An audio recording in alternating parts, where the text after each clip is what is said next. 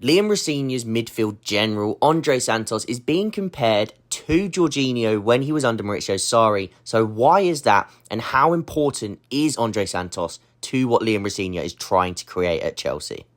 We need to talk about Andrey Santos, not only the performance last night, but that is what we're going to touch on mostly in this video, but just how he epitomizes exactly what Rosenior wants from his Chelsea team and why we're starting to see more patterns of play that represent exactly what Rosenior wants, and it is very largely down to what Andrey Santos does on the pitch. So we're going to touch on last night's game to reference this, but it's been clear since Rosenior came in, Santos has been a figure in this team, and you can consistently see exactly why he is such a key reference point within Rosenior's system. Now, where he plays essentially in this sort of two-man midfield with Moises Caicedo, this is how we sort of set up on the ball last night.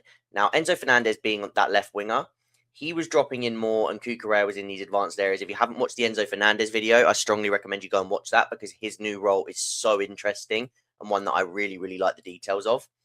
But Andrey Santos is fixed in this pivot with Caicedo. What this does is two things. It gives you that stable base that if you do have these rotations with Esteval, even Gusto, Esteval going inside, Gusto coming wide, or you have Cucurella doing this with Enzo Fernandez, where Enzo drops in here, Cucurella goes forward, and then eventually Enzo pops up in this little spot in here too, in this sort of half space.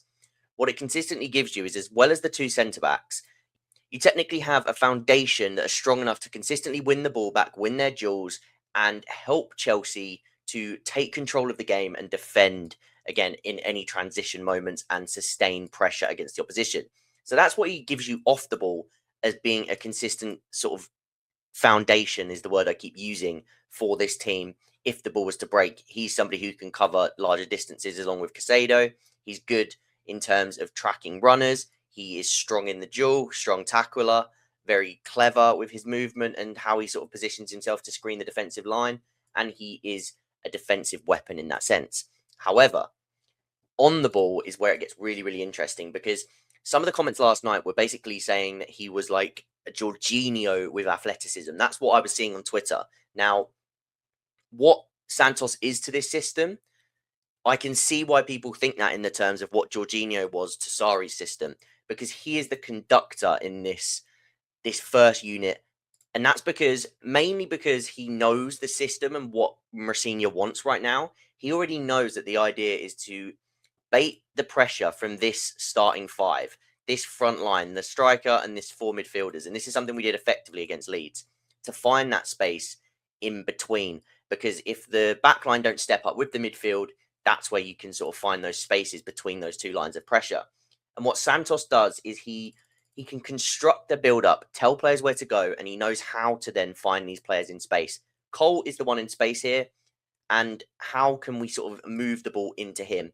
Instantly, Andrey Santos is pointing because he knows that Nemecha is going to make pressure towards Chalobah here. Therefore, the space within this soft spot of pressure is going to end up around here. Now, once Nemecha makes that press and Santos is telling Chalobah to play that ball over to Achempong, as soon as that ball does go to Achempong, it not only, again, the pressure, the sort of space in the press that we spoke about earlier, but it also triggers this jump from Aronson, if we use an arrow, this jump here.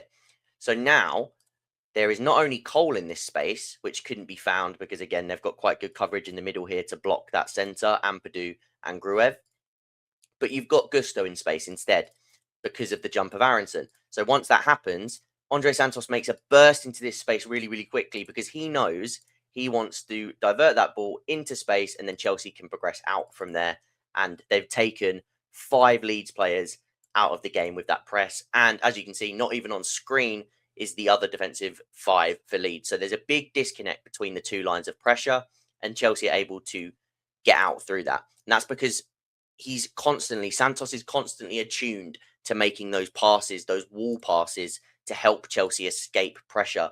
And this is something that he knows Rosenior wants, to be able to play against the opposition's pressing momentum. If they're coming towards you this side, can we get out to that side? And it's something that Santos does effectively. Now, Enzo Fernandez, again, I'm not going to touch too much on his role, even though I love it. I really, really love this usage of Enzo Fernandez. So go check out the video if you haven't already, that's on my channel. But again, Andrey Santos, he's constantly just ready to sort of give an option to Fernandez, ready to play quick 1-2 passes. Casado can also come over as well. Cole is in this little area of space. And it's this sort of area between the four of them that's really clicking in terms of all four of them have that turn of thought, the speed process to knock passes 1-2 touch and to progress through the middle of the pitch. And that's how Chelsea are really ripping teams apart right now. Again, Andrey Santos, you can see he's already scanning and pointing towards Enzo. He's thinking, right, can we try and find a bounce pass out to Enzo to find that exit like we just spoke about a minute ago? Now, what happens on this occasion is Bogle actually blocks that lane quite well.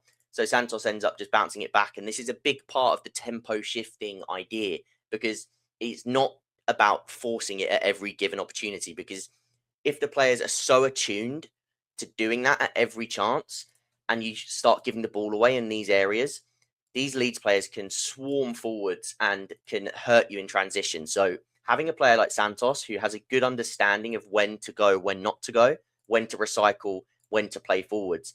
And he recycles this ball because he's waiting for the right opportunity. And then on this occasion, he sort of he sort of backpedals to create a little bit more separation from the defender or the midfielder who's pressing him. He creates this angle which shows Cole Palmer in the gap. And again, you've sort of got the defenders who are neither here nor there. They're not actually marking Cole Palmer. He's in space. So Santos finds that space, quickly one-touch pass into Cole Palmer, and Chelsea are away. And that's that tempo shift, because what you've done is you've gone from this slow tempo, recycling the ball. Andrey Santos, slow back pedal, finds the space, has a look, looks up, sees Cole instantly.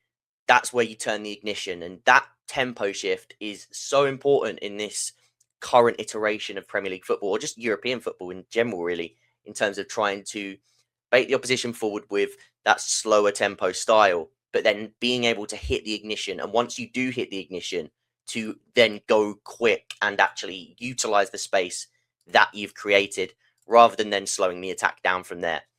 This occasion, I just wanted to mention this one because this pass into Palmer, this angle's not great, but the disguise on this pass, he sort of opened up like he was going to pass it into Enzo. And I'm sure like if you watch the game, you know what he did. And he basically locks his ankle round to give it to Cole instead. And it was just superb. João Pedro as well, starting behind this defensive line, which is really clever because it sort of almost pins both of these defenders. Because instead of standing in front of one and making it clear whose man he is, he's he's on the blind side, so they can't see him. So Biol's kind of hesitant to step out on Palmer because of João Pedro's movement behind Bornau. So that's very interesting as well. But again, Andrey Santos just having that ability to disguise passes through the lines, which ends up leading to Chelsea's first goal. And again, it's just this technique. He receives with already an open sort of body orientation where he can twist it round the corner, and he does it on this occasion here, twists it straight into Enzo because he knows this momentum is coming towards him. So how can we play against their momentum? Let's play first time whilst they're still running forwards. That way they can't retreat. And whilst he's coming forward, Santos twists it into Fernandez and you can progress play. And it's these moments, again, Santos here, he is the one provoking pressure. Now, as you can see, Pedro is again stood behind the defensive line. If we do this, this is basically attention for Biol, because if Biol steps onto Cole, João Pedro's in space. If he doesn't, Cole can receive in space. So what Santos does is he provokes it and he thinks, right, let's try and activate this tension. Let's see what we can make happen. So he plays that ball into Cole. Cole is quite vertical at this point, hard to turn. So he pops it straight back to Santos. But what it's done is it's activated this tension because Biol is now going to step out to try and apply pressure in case Cole does try and spin off and turn. So now you see where Biol is here, all the way up. Bogle's also come in narrow. And that pass has gone straight back in. We've just gone, thank you very much. We're going to play that really quickly back into Andrey Santos. And he knows now, because of that he's activated it. He knows that João Pedro's now got space between. There's a larger distance between those two central defenders, the two wide centre-backs. So he instantly, again, quick pass into here to try and take charge of that space, which again works really, really well because then Cole, who was Biol's man when he stepped out, Biol's now trying to get back into cover João Pedro. That ball goes into there, and Cole can make a clever run off the back of this midfield because Bogle's still focused on Enzo. and it allows Cole to sort of arrive in this space as the free man here, whilst Pedro plays that ball, lovely little back heel, and Chelsea are in it, and that move deserved a goal because it was that good. But it's these moments that Andrey Santos provides where he just splits the lines with first-time passes, and again, even if it's if Fernandez is deeper, and it's with Cole between the lines, what Chelsea were able to do was activate these presses. Now, with Gusto out wide, Fernandez out wide, they were sort of dragging that 4 quite wide across the front, making this a bit more of a 4v3 in here, with the striker and 2 central midfielders versus Chelsea's 2 centre-backs and 2 central midfielders. Santos had the run of the game. He was arcing his run, making sure that him and Caicedo were on different lines so that they could bounce passes and basically sort of one bounce into here, and then Cole would appear here, one bounce into there. Pedro making sure that he's pinning one of these 3. And Palmer and Pedro were moving really nicely in tandem to sort of make sure that they were either pinning or changing the reference for the defenders. And Santos just took advantage of that. It was a masterclass from Santos, and this is not new. He did it against Wolves, and it's just he understands what Rosenior wants in terms of these bounce exits that we started with, but also when not to speed things up, when to speed things up and access this area when it's best to do so.